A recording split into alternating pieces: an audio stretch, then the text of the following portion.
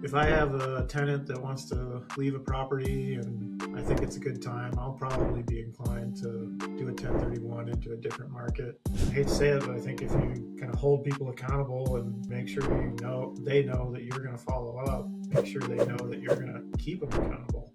Usually with property managers, there's some kind of an agreement to use their services for a certain amount of time, maybe 6 months to a year. But if you're in an arrangement like that and like you're not happy at the end of the 6 months of the year, like don't be afraid to cut and run. Trying to dial in your rehab is kind of everybody's first go-to, and then overestimating ARV is really kind of the first easy thing to get messed up.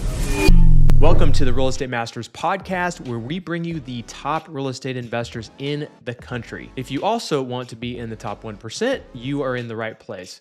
Listening to podcasts like this is exactly what helped me to scale my real estate investing business to 7 figures, flip over 1,000 houses, and more importantly, step out of daily operations of my business over a decade ago so I could start and grow other businesses. So get ready to learn from the best and start building a business that works for you and not the other way around. Enjoy. What's going on, guys? Matt, thank you so much for taking the time today. I really just want to get into it here. I know you mentioned a lot about AI. I know AI is the new buzzword nowadays. Everyone wants to know what's going on with it. I know you have a ton of cool stuff. What would you say your most exciting thing that you're doing right now with AI? The thing I'm kind of super interested in right now is basically having AI create all my plans and drawings for my properties. I've got things in the works where essentially I'm going to have AI create the design, create the drawings. There'll be high enough detail to plan everything off of. You could order windows, you could order cabinets, everything, not even go back to the site and drop a tape measure ever again. Submit your plans to, the local municipality. And then I also want to take a little step further and try and I don't know what I want to say, goad the local municipality into moving a little faster by having my AI kind of, I don't know what you want to say, bug them a bit, goad them a little bit into moving faster. That seems to always be a slow point for probably every investor. Denver Metro is where I'm at, and Denver could take 6 months to get a permit out to you. Boulder could take, not as long as 6 months, but easily 6 weeks, maybe 3 months. That always seems to be the slowdown in my business. So maybe I can help others with that too. Yeah. And I know you've been in the business for, going on 15 plus years, but how did you get in the business in the first place? Yeah, that's kind of an interesting story. 2008 was the market downturn. We bought our first property in 2009. When I say we, I'm talking about my wife and I, because she was super supportive and everything. She actually let me stop with my W-2 job, just take on real estate full on in 2009-10. So that's been super advantageous. Really, we just saw the opportunity. In 2008, 2010, you could buy a house that was foreclosed on and get a mortgage on it. And the mortgage rates and the amounts at that point in time were such that you could usually rent it for twice what you were paying in mortgage. To me, it just seemed like a super apparent entry point. A lot of people were running scared, but I saw the opportunity and jumped in. Was I hindsight's 2020. Yeah, that was a great time to get in, but back then people were thinking I was crazy. They didn't know how far things were going to go down. But I was like, well, if I can buy it, and people are going to need places to live, if I can buy it and rent it out for more than my mortgage, I'm cash flowing. Other thing too, I tend to mention is if I was to call myself a contractor, which I guess I do, I've got multiple licenses, I would be third or fourth generation in the trades. So I still remember working on houses with great grandpa, building a deck, fixing a roof, stuff like that, when he was 90 plus years old. We had to convince him not to climb on the ladder or really watch him so he didn't fall off or something like that at 90, 95. I still remember him trying to get up on the ladder on a roof I was fixing for him, and he just scared the hell out of me that he was going to fall off. Want to get motivated sellers that nobody knows about? Introducing 10x TV. If you want to create credibility in your market, find deals that nobody else knows about, and crush your competition, you need to check into TV commercials. It is the new buzz in the real estate investing industry since we introduced it several years ago. I've been using TV commercials myself for the last 12 years and it's absolutely crushed it. So if you want to learn how to get on TV and to do something that little to no people are doing right now, go to claimmymarket.com. Again, that's claimmymarket.com. We usually only work with 2 investors per market, so if you're interested, reach out to us and book a call to see if you can claim your market before anybody else does. Now back to the show. Fair enough. That's awesome. And then for the people listening, just to kind of get a snapshot, what does the business look like today? Yeah, we've got probably around 30 units in the Denver metro.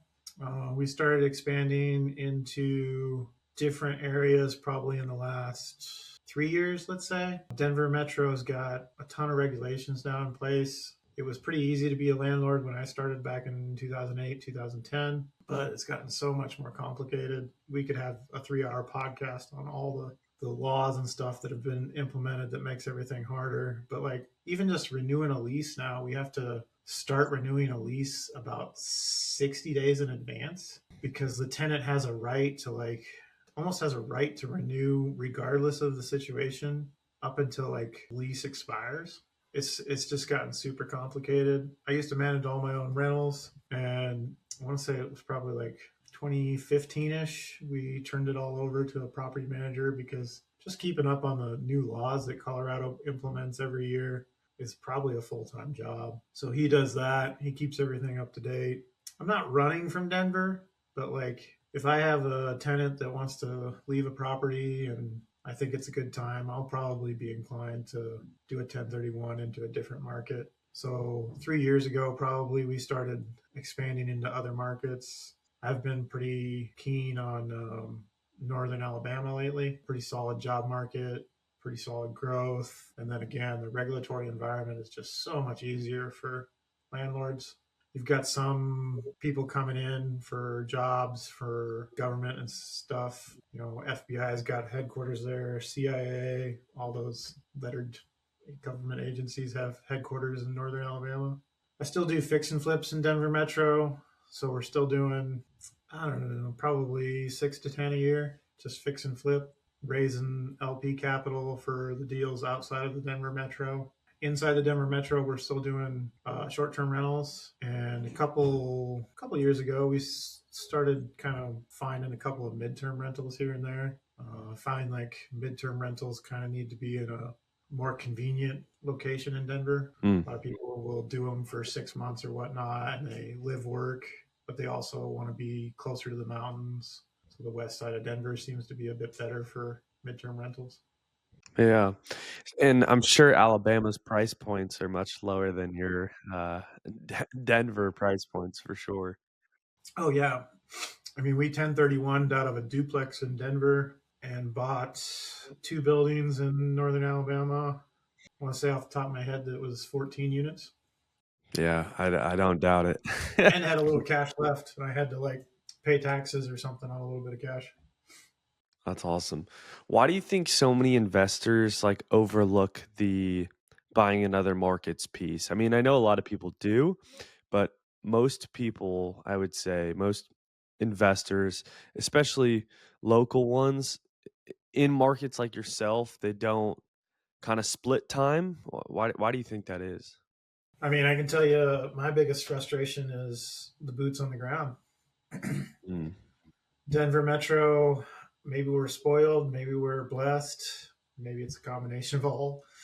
But we've had the best property manager that I could even imagine probably in the Denver Metro for the last 5 years, maybe slightly longer, 8 years. So I'm constantly having to manage my Alabama property manager. They're just not quite as effective as my Denver property manager. So the other markets, it's really about managing the people that you have there. And if that's not your skill set, then you're probably going to struggle. Yeah. For Finding the those, right people there is tough. yeah. How do you get around that? Like, how are you navigating through that issue? The Alabama property manager, we have a weekly meeting with him. Um, like I said, when I say we, it's usually my wife and I. Um, sometimes she takes that call by herself. Sometimes I'm in on it. She's usually always on it. So I think accountability is a big thing. I'm constantly following up on emails with him. And then we have the weekly check in, usually just like an hour, maybe only 30 minutes if nothing much is going on. But that's the big thing is accountability. And, like we just had a rehab with him for a tenant turnover. And it wasn't a bad shaped property, but we bought the property. They were all kind of dated, and it was a legacy tenant that moved out. So we wanted to update flooring. And then there was some like weird things going on with the ceiling texture, like it was peeling off, like it never had gotten applied right or something when they built the property. So like I set the expectation that he needed to have the rehab done, let's say on the 18th of March, and just kind of kept following up. I'm probably a bit aggressive, but I also wanted to make sure that he was staying after it. So I probably followed up every day and was like, are your guys on site? Are they getting stuff done? Can you send us pictures? Stuff like that. I mean, I hate to say it, but I think if you kind of hold people accountable and make sure they know that you're going to follow up, make sure they know that you're going to keep them accountable. It makes it a little easier because they kind of try and rise to the occasion, I hope. And if they Yeah. don't try and rise to the occasion, then maybe it's time to move on. Like usually with property managers, there's some kind of a agreement to use their services for a certain amount of time, maybe 6 months to a year. But if you're in an arrangement like that and like you're not happy at the end of the 6 months of the year, like don't be afraid to cut and run. I mean, I think that's always what people say, right? Regardless of what business you're in, like take your time and hire slow and then fire fast. Matt, I'm curious, talking about, marketing, how are you finding most of your properties in the Denver area? And then how are you finding most of your properties in the Alabama area? Anything that's outside of my local area is usually I'm relying on local agents to send me deals. Hopefully they find them before they get onto the open market, but if they don't, I don't have a problem picking things up on the open market. The last two that we did in Alabama, I think, were both on the open market. One, I think, came through a bit of a three or four hands on a wholesale type thing. So I think two or three people got a cut of the sale, but I don't really care as long as the number works for me. And then the other one, the local agent just found it on the market. In Denver, I'm probably, let's say 50-50 on off market and on market. I actually find a lot of decent deals on market. I know a lot of people think that it's all off market, but I don't know if I agree. A lot of times, the things that I find on market, though, I think I bring a different spin to. Um, maybe I see something that other buyers don't. We did a project just wrapped up just maybe a month ago in kind of central to North Denver, just right outside of Cherry Creek, super popular shopping area. I don't know if you could walk to Cherry Creek from this house, but you could definitely bike down there and bike around Cherry Creek, check out all the shops.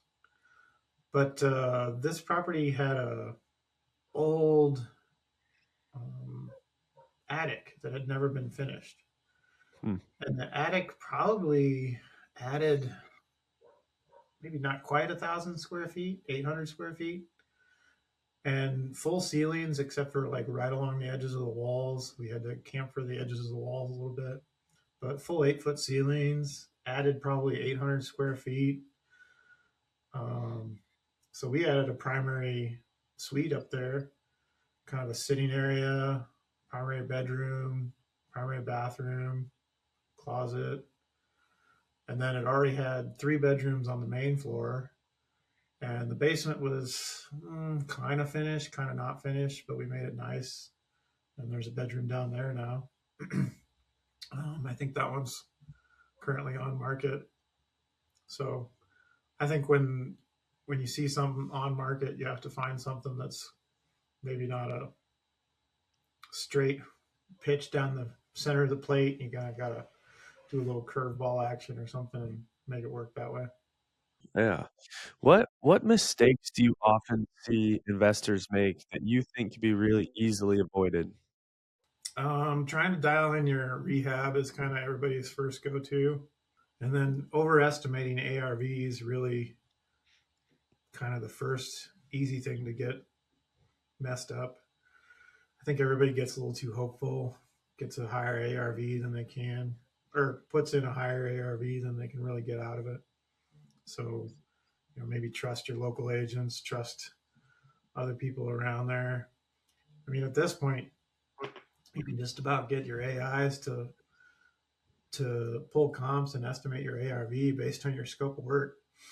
So maybe try that first. Simple way to get an ARV right. Um, that's probably the easiest thing to get right, to get your ARV right. The biggest hurdle, I think, usually is probably managing contractors and subcontractors. You know, in this business, there's a lot of different ways to make money. There's a lot of different avenues. And there's a lot of people that are in it full time. There's a lot of people that are in it on the weekends. What do you think separates the top operators from everyone else, in your opinion? Hmm, probably hustle. People who are out there getting it done on a daily basis, whether they're working a 9 to 5 and then, working on their own thing a couple hours before, a couple hours after, and then maybe on the weekends too. I mean, we started out and my wife was working, I was working, and we would do rehab stuff on properties after the 9 to 5, before the 9 to 5 on the weekends. Um, we still hustle pretty hard, Every once in a while, we'll go and we'll sign up and tell our short-term property manager not to do cleaning because we'll do the cleaning. Do we need to do the cleaning to save money? No, not really. But we feel like it gives us a chance to get in there and make sure that things are being done right. We Mm. can see if there's cleaners have cleaned the oven lately, or if they've forgotten to do this or forgotten to do that, or if they're maintaining supplies or etc. All those things are things that are pretty easy to do. I mean, if you can clean your own house, you can probably clean somebody else's house. So you can keep an eye on your investment that way. Yeah. The word success is a very intriguing word to me. I feel like everyone kind of defines it differently, measures it differently, and strives for it differently. How would you say that you define the word success, measure it, and then strive for it? That's a super loaded question. I mean, lately, as I've gotten older and now I have a 9-year old daughter, I'd say success is probably more about spending time with my wife and my daughter. Um, I guess I'd probably say like figuring out what you want and going after it is probably success. Um, People will come to me and they'll say, well, how would you do this, or how would you handle this, or what would you do about this? And it's more about really what you want. Like, Mm. I know people who live off of one rental, you know, and they own it outright and they don't care to do anything else. I know people who love their W 2 job and want to stick with it, but also know that they kind of need to build some, passive income, residual wealth, whatever you want to call it, on the side, and they figure out how to do that. I guess success is figuring out what you want and going after it. Um, but then also, like, I think you have to kind of decide if you're actually happy or not. Go back and reevaluate and say, okay, I wanted to buy 3 rentals this year so I can pad my retirement, pad my income, whatever. I did that. Do I need to buy 3 more next year, or can I rest a little bit? And I don't think there's anything wrong with resting a little bit. I've gone through times in my life where I've backed way off. We had our daughter, and I was basically the primary caretaker for, I don't know, 2 years, 3 years, and just basically maintained my portfolio. Had property managers that I kept an eye on, made sure maintenance got done, but didn't really build. And that was fine, 2, 3 years with new baby, and get to take advantage of life and take advantage of what you've already built. That's awesome. That's awesome. If you were going to start from scratch today, you get to keep all the knowledge that you've learned over the years, but the whole business goes away, the portfolio goes away. What would you focus on first to rebuild?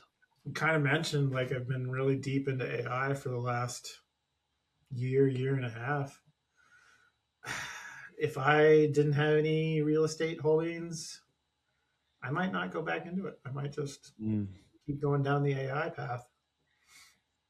I would probably definitely go down the AI path, but I'd also probably maybe just do like some other big W-2 earners and just, invest passively as an LP, maybe buy a rental here and there. I've never really been one to do it, but I know people who really love buying a new house every, 2 years, gets you the tax breaks. I think it is, off the top of my head. So I know a lot of people who have just kind of done that. Like every 2 to 5 years, they're buying a new house. Maybe they're keeping the old one. Maybe they're selling it. I knew a couple who did that in Boulder for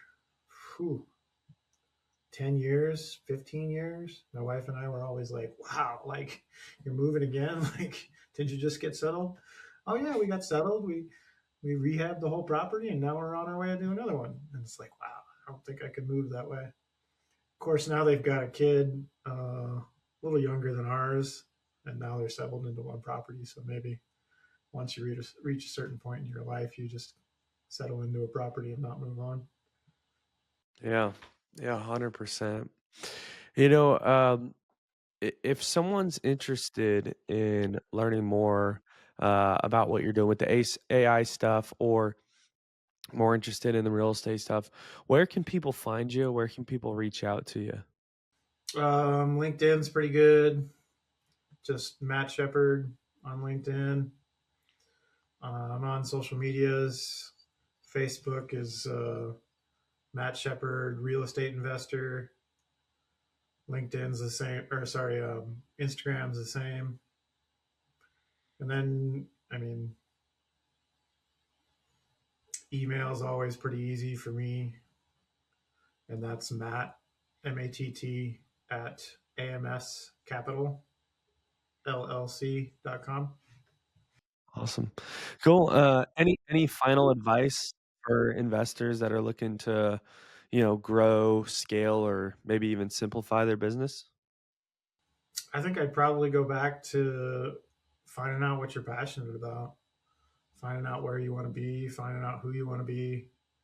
If you're passionate about short-term rentals, do short-term rentals. If you're passionate about fix and flipping, do fix and flipping.